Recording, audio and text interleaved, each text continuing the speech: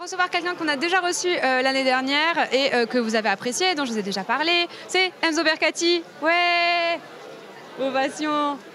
Vas-y, tu peux t'asseoir. Salut. Ouais, ça va et toi? Tout le monde ramène son verre d'eau et à chaque fois je les expédie. Attends, je vais rendre les verres d'eau. Ça fait plaisir. Ça fait plaisir. Alors, t'étais en dédicace là derrière moi? Ouais, j'ai terminé il y a une demi-heure. Ouais, et ça s'est bien passé? Très très bien, mais c'est calme, c'est cool. Ouais, mais tu sais que je te regardais là, il y avait un petit garçon qui avait genre l'air d'avoir 9 ans, il avait l'air d'être trop content de te voir. Et il est trop chou, il était déjà là l'année dernière du coup. Ah ouais? Ouais, et il est revenu pour le tome 2 qui vient de sortir. Et il avait l'air de grave te taper la discute. Il est trop gentil, il est trop gentil. Et il y a sa mère qui est arrivée et tout, il était trop content de prendre une photo avec toi, je regardais ça, j'étais en mode c'est adorable. Ouais, j'ai de la chance. Non, mais les gens qui viennent en général en dédicace, enfin je dis en général, ils sont vraiment tous trop cool. J'ai juste coupé avec la régie si jamais, pour information. Ok. Très bien. Alors toi, Enzo Bercati, du coup, tu es auteur de Mauvais Monstres. On a parlé du tome 1 l'année dernière et là maintenant on va parler du tome 2 qui vient de sortir. Oui, c'est bon, je t'entends, merci beaucoup. Vous pouvez gagner le tome 1 et 2 à gagner dans le chat qui seront dédicacés par toi, Enzo, si ça te va. J'ai dédicacé. Tu les as dédicacés? Ouais, pas encore le premier, mais j'ai. Non, mais de toute façon, t'inquiète, hein, tu vas pas te casser la tête. Si juste le 2, c'est très bien aussi. Je pense qu'ils seront contents. Mais on m'a dit qu'il fallait que je regarde la dédicace. Ok, Ok. Attends, je vais faire en sorte que Théo il puisse la voir. Hop.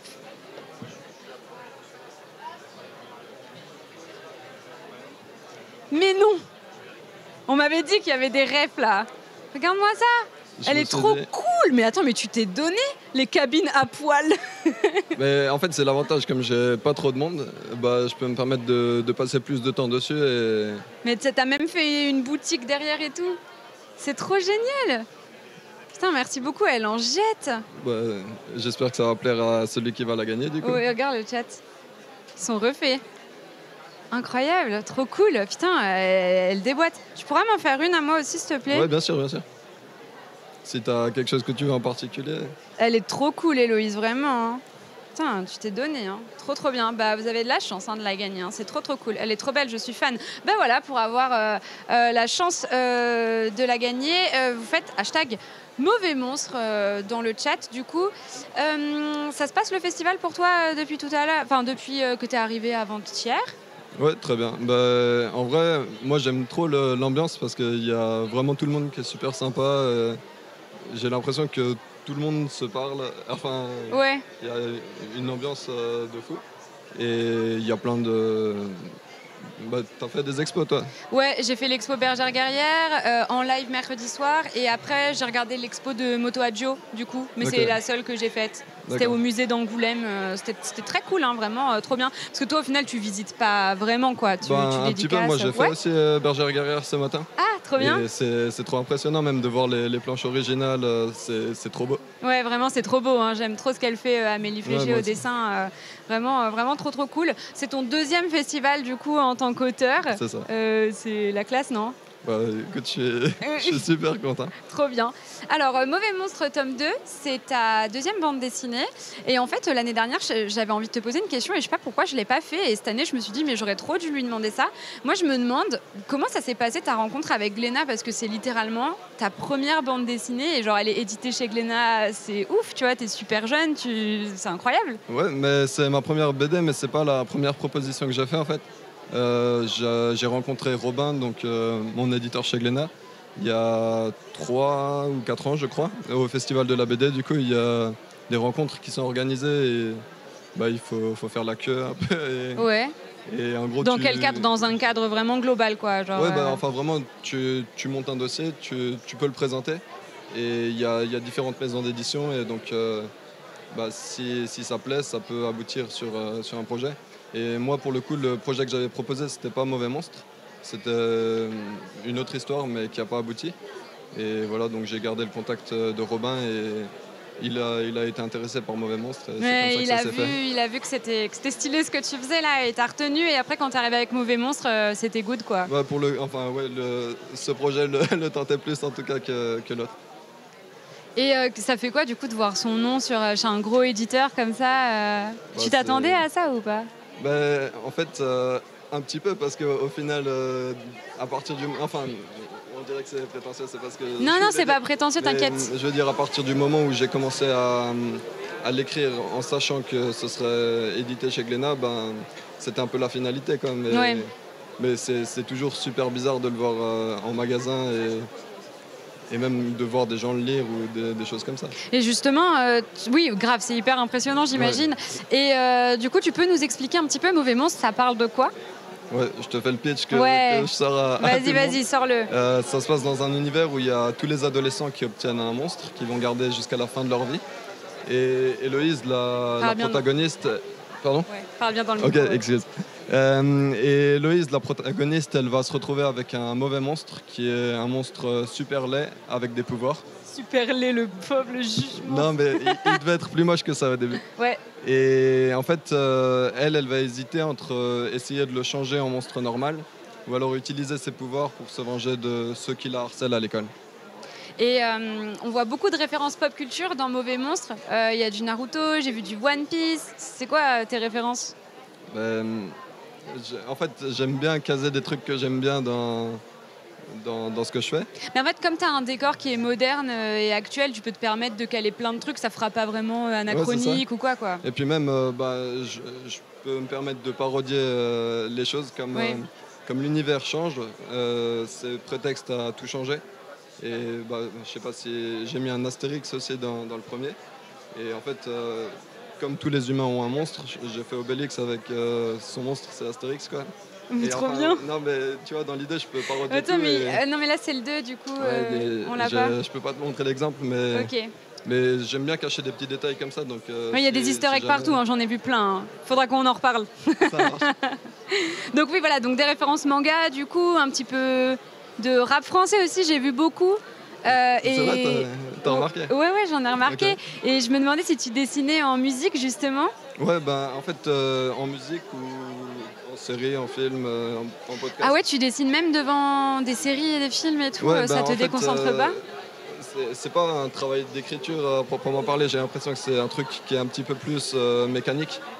Et du coup, j'ai pas besoin d'être 100%... Enfin, je suis concentré sur ce que je fais. Désolé, parle bien dans le micro. Désolé. C'est la police du micro. Ok. Désolé le chat.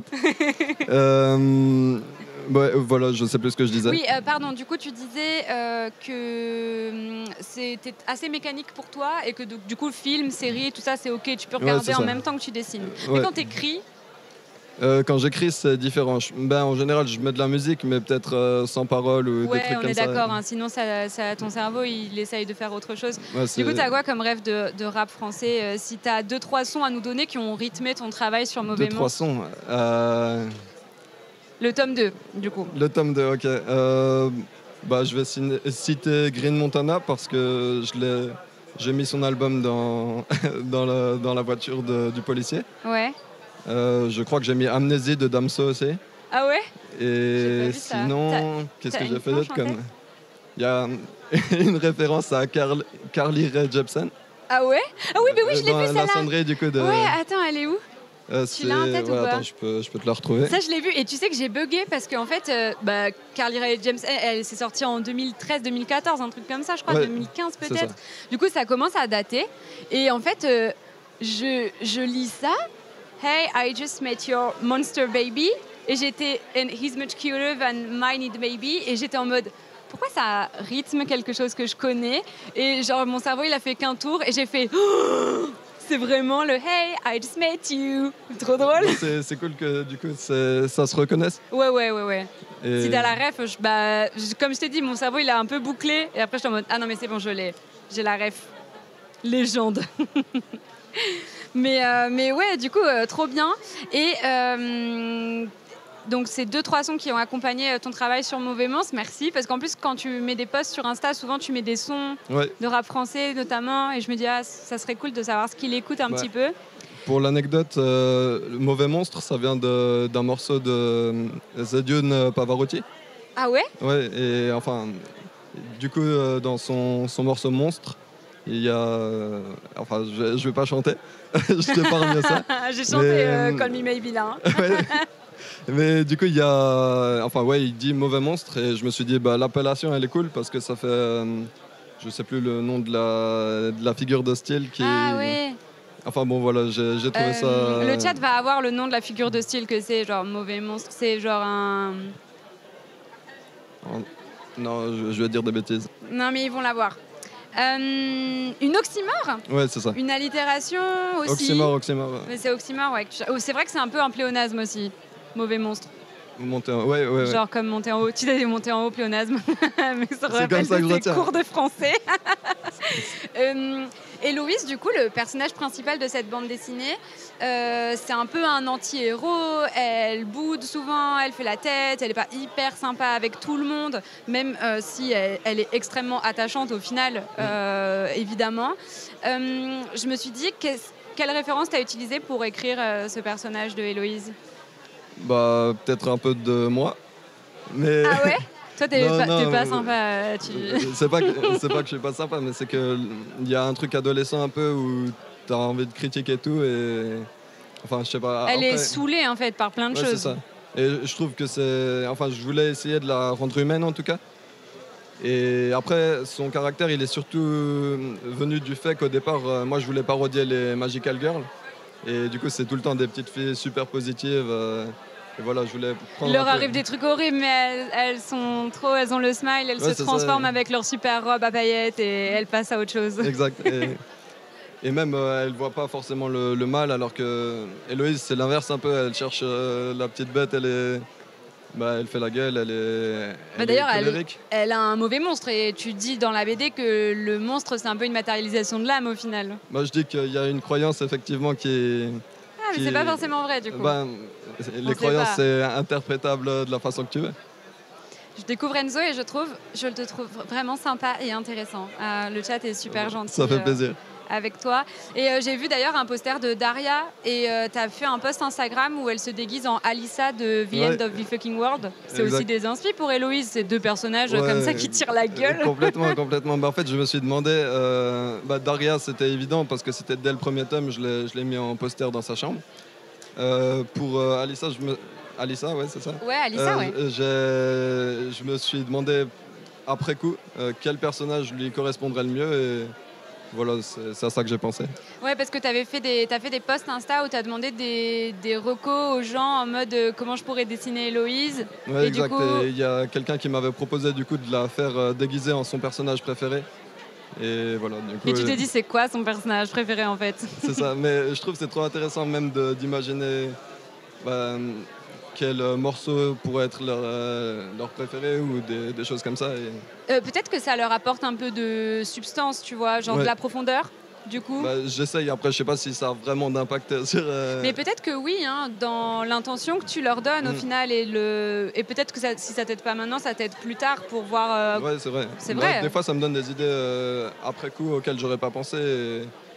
Ça veut dire beaucoup, genre c'est quoi ton film préféré, c'est quoi ton livre préféré, ça veut dire beaucoup de la personne, moi je trouve, et c'est comme ça que tu peux peut-être dépeindre quelque chose d'un peu plus précis sur le personnage, quoi. Non, je sais pas, je trouve ça un peu logique, quoi. Donc dans ce monde fictif que tu as créé, chaque être humain possède un monstre qui l'accompagne au quotidien, on l'a dès l'adolescence, et ça demande, j'imagine, beaucoup de créativité de créer toute cette espèce de bestiaire, ce lore autour de... Enfin, en fait, à chaque fois qu'on voit un humain, parce qu'en plus c'est même pas genre t'as un monstre, il est tout le temps avec toi. Ouais, c'est ça. Et du coup, je me dis, toutes les personnes qu'on croise dans cette BD, elles ont leur monstre avec elles. Et d'ailleurs, je crois que sur la couve, alors dans le 1, c'était toujours le cas, quoi. Et sur la couve, on voit, voilà, ils sont toujours accompagnés de leur monstre. Comment tu fais pour avoir cette imagination et d'en créer des centaines au final ? Je le fais un peu au fur et à mesure, en fait. De la même manière que je crée un personnage en mettant des caractéristiques physiques pour le différencier des autres, j'essaye de faire des choses que j'ai pas encore fait au niveau des monstres, quoi. Donc il y en a qui sont inspirés de Magical Girl par exemple, d'univers qui existe déjà Bah, t'es obligé parce que déjà que c'est ouf de sortir tout ça de ta tête là, donc il est trop drôle celui-là. Genre, c'est une espèce d'énorme bar commun. En fait, ouais, c'est des espèces de mélanges entre des animaux aussi, des fois, que je fais parce que. Bah, il faut bien que ça parte de quelque part. Mais tu sais, t'inquiète, Pokémon aussi, ils font ça. Hein, ils partent d'animaux. Hein. Ou de théières parfois. Justement, c'est super dur de pas non plus tourner en rond. Et je commence à faire plusieurs monstres chats. Je me dis, bon, là. Ah ouais. Il faut que je trouve d'autres idées. Mais voilà, du coup, tu te documentes, tu cherches des trucs ou pas? Genre animaux cryptiques. Je pourrais et il faudrait peut-être que je le fasse pour éviter que ça tourne en rond. Mais pour l'instant, je l'ai pas encore trop pris le temps de le faire. Ouais. L'Alsace semble jouer un rôle important dans l'univers de Mauvais Monstres. D'ailleurs, toi-même, tu es alsacien. Et j'ai vu dans Mauvais Monstres tome 2, il y a des détails un peu, genre des espèces d'easter eggs que tu as laissés. Et il y a des coordonnées GPS. Et du coup, j'ai voulu les Google. Parce que je me suis dit, ça mène forcément quelque part. Il n'a pas fait ça au hasard. Et ça mène au lac de Krut-Wildenstein. Ouais. Je le prononce bien. Ouais, c'est ça. C'était l'horreur. Tu sais que j'en ai parlé en live. Le chat est MDR parce qu'en fait, j'en ai déjà parlé en live. Et j'ai dit, vous pouvez m'aider à prononcer ça, s'il vous plaît. Mais moi, je dis Krut aussi. Hein. Bon, ben voilà, c'est le moment. Mais c'est eux qui m'ont appris. Moi, je savais pas. C'est eux qui m'ont appris comment le prononcer pour pas que je me tape l'air con aujourd'hui avec toi, en fait. Voilà, c'est ça la démarche. Et comment cette région a-t-elle influencé ta création de la bande dessinée Mauvais Monstres? Moi, je pense que de la même manière que pour les personnages, le fait de leur attribuer des choses, ça permet de les rendre plus crédibles. Pareil pour les décors, je pense que les petits détails et l'inspiration du réel, en fait, ça permet de rendre le truc plus... on y croit davantage, tu vois. Mais ça te rend fier aussi à vous, c'est pas juste une histoire de on y croit davantage parce que ça existe, genre t'es juste trop content de dessiner l'Alsace, quoi. Aussi, parce que enfin, moi je trouve que l'Alsace c'est très beau et donc j'ai envie de retranscrire un peu ça, mais voilà. Pourquoi le lac alors? En fait, c'est marrant que ce soit toi qui me confronte là, à ce moment-là, là-dessus. Pourquoi t'aurais préféré que je dise Non, pas du tout, c'est très bien que ça soit fait. De toute façon, c'est sorti il y a une semaine, si quelqu'un... C'était déjà rendu là-bas. Après, il n'y a pas tout ton lectorat sur le live, t'inquiète. Ouais, bien sûr. Il y a des gens qui vont découvrir. Je dis juste que si là, parmi le live, il y a des gens qui sont pas trop loin du lac de Krut, allez faire un tour peut-être. Non, sérieux? Si, ouais. Bon, voilà. Excuse-moi parce qu'on a un Alsacien dans le chat. Alex, tu fais quoi cet après-midi là? On va attendre qu'il réponde. Tu vas l'envoyer là-bas? Ouais. Alex, tu fais quoi là? C'est quoi ton programme de cet après-midi envoyé spécial au lac? OMG, la chasse au trésor. J'avoue, là, faut y aller, là, vite, le lac de Krut. Il y a un TER Strasbourg-Mulhouse, puis Mulhouse-Krut. Ah, bon, voilà. Je te tiendrai au courant. Ok, ça marche. Okay. Mais... Vous me direz si vous y êtes allé du coup dans le chat. Donc ouais, voilà, juste une fierté de le montrer, mais aussi ça t'aide pour donner un peu de réalisme à la bande dessinée. Ouais, c'est ça, exact. Ok. Tu travailles de concert avec Lisa Guisquier, du coup, qui est coloriste. Comment tu l'as rencontrée et comment ça s'articule votre travail à deux? Alors, on était ensemble à l'école, en fait. On a fait une formation de bande dessinée qui s'appelle l'iconographe à Strasbourg. Ouais. Et voilà, moi j'aime beaucoup son travail et je sais plus exactement comment ça s'est fait, mais je crois qu'on s'était dit que ce serait cool qu'on travaille ensemble. Et donc moi je lui envoie les pages telles quelles, en noir et blanc. Et je lui donne juste des ambiances. Que tu fais en tradi d'ailleurs. Ouais, c'est ça. Je travaille en A3, du coup, je les scanne et je les lui envoie. Et s'il y a une ambiance que je veux en particulier, si par exemple je veux que ce soit à la fin de la journée ou quelque chose comme ça, je lui demande. Et sinon, je la laisse libre et c'est elle qui fait vraiment... tu lui fais confiance? Ouais, c'est trop bien ce qu'elle fait, donc il n'y a pas de... trop bien, big up à elle, du coup Lisa. Dans Mauvais Monstres, tu abordes beaucoup de sujets sensibles. Tout à l'heure, tu parles de harcèlement scolaire, tu parles aussi de solitude, de problèmes familiaux. Il y a quand même des enfants qui ont des familles qui sont très dysfonctionnelles. Ça te tenait à cœur d'aborder ces sujets? Moi, je sais que quand je lis des BD, c'est ce qui me marque le plus parce que je trouve que c'est choquant un petit peu. Et du coup, il y a quelque chose de... Mais par exemple, le personnage de Célie qui est un peu... pas... Genre, elle est un peu peste au début et t'as envie de la détester, puis en fait, tu découvres que sa vie, elle est pas vraiment ouf, quoi. Ouais, mais après, il y a aussi le fait de représenter la dualité de chacun et de montrer que de la même manière que Héloïse n'est pas super positive tout le temps, les personnes fondamentalement négatives, elles ne sont pas que ça. Et voilà, il y a un peu de cette idée. Et voilà, en gros. Ouais, c'est intéressant. Et du coup, le harcèlement scolaire aussi. D'ailleurs, tu as beaucoup fait de représentations dans des écoles cette année, après la sortie du premier tome. Tu as pensé quoi de cette expérience ? C'est super agréable en vrai, parce que la plupart du temps, ils l'ont lu, la BD. Et la plupart du temps, ils sont aussi super enthousiastes vis-à-vis de ça. Donc c'est toujours des bons moments, quoi, parce qu'ils te font des retours positifs. Tu kiffes juste, quoi. Ouais, grave. Et d'ailleurs, Mauvais Monstre, c'est une BD qui est du coup tout public. Et comment on adapte son discours pour plaire à la fois aux enfants, mais aussi aux adultes ? Je réfléchis pas nécessairement à ça, en fait. Je sais que quand j'ai développé le projet, je voulais que ce soit quelque chose destiné davantage aux collégiens, parce que c'est ce que je m'étais toujours dit quand j'ai voulu faire de la bande dessinée. Enfin, dans un premier temps, en tout cas. Mais là, en créant la BD, je voulais aussi que ça puisse me plaire à moi maintenant, qui ai 24 ans, qui l'écrit, quoi.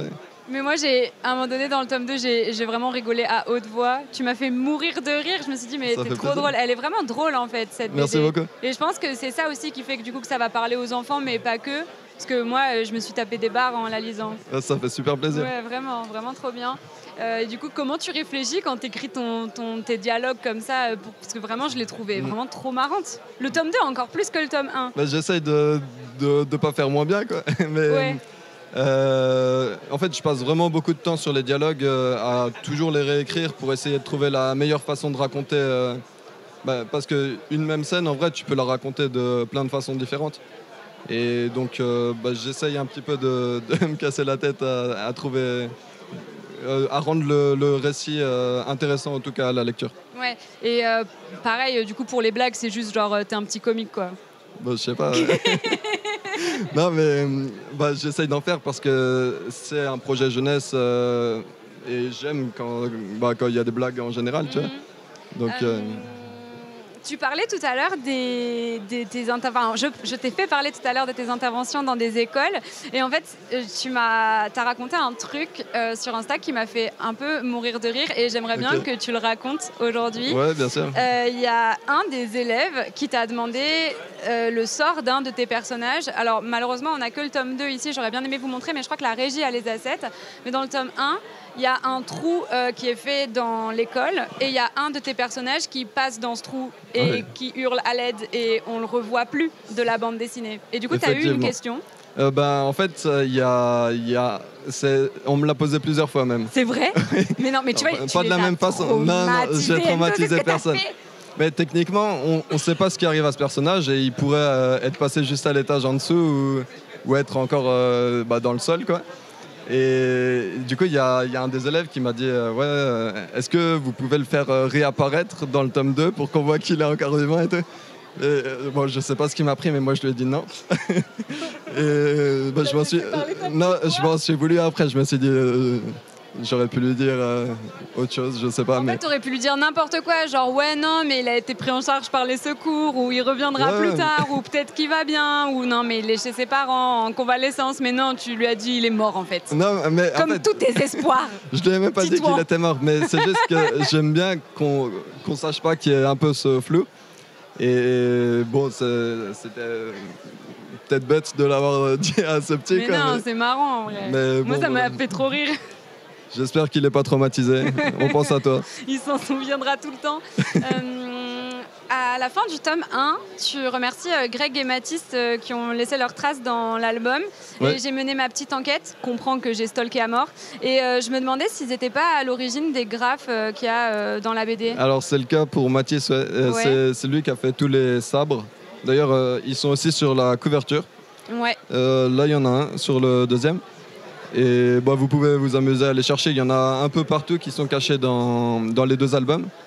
Et en fait, moi, je suis pas bon en graphe. et, et voilà, donc je voulais que ce soit quelqu'un qui a un minimum d'amour pour ça, qui le fasse. Et c'est aussi un grand ami à moi. Ouais. Et pour Greg, c'est mon parrain qui a corrigé la copie d'introduction du tome 1. Ah ok, d'accord, ok, trop cool. Et du coup, il est prof, et donc c'est des vraies réactions de prof, quoi. Ah ouais, ça c'est cool en vrai. Mais oui, il y a vachement de place au graphe dans la BD, et là je les trouve pas parce que je regarde vite, mais on en trouve beaucoup. Là, il y en a déjà. Ouais. Il est stylé celui-là. Très cool. Et puis ça me fait rire aussi la façon...